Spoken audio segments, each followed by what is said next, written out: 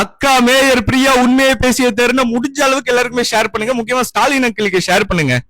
இன்றைக்கு தமிழ்நாட்டில் உட்கார்ந்து சோசியல் மீடியால மட்டுமே அரசியல் செய்யக்கூடியவர்கள் தான் இந்த திரா திரா திரா திரா தமிழும் தளபதியும் எங்க அடையாளமையில இந்த வீடியோ கிளிப் பார்த்திருப்பீங்களா? அக்கா மேயர் பிரியா உண்மையை உளறிய தருணம். பல நாள் திருடன் ஒரு நாள் அகப்படுவான் கேள்விப்பட்டிருப்பீங்க. பல நாள் போய் பேசிட்டு ஒரு நாள் உண்மையா அந்த திருட பேசுவான்றதுக்கு அக்கா மேயர் பிரியா ஒரு எக்ஸாம்பிள். ஸ்டாலின் அங்கிள் பாத்துக்கோங்க, கூடயே வச்சிருந்தீங்க.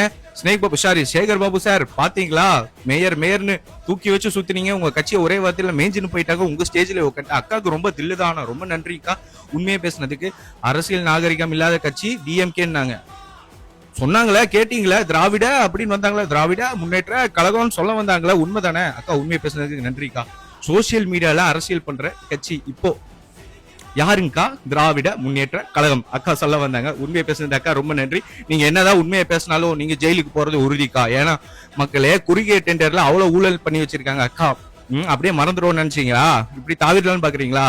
தாவுனாலும் உங்களை காலை தூக்கி வீசி விட்டுருவாங்க மக்களே. தொங்கினே போனீங்களே, இப்ப கம்பி எண்ணியே போறீங்க சரிங்களா? மக்களை முட்டாளாகிறீங்களா?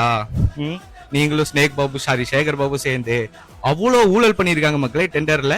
கூடிய சீக்கிரம் அதெல்லாம் பட்டியலிட்டு அக்காவை மூஞ்சிய பத்தின்னு கூட்டு போவாங்க பாருங்களேன். நன்றி.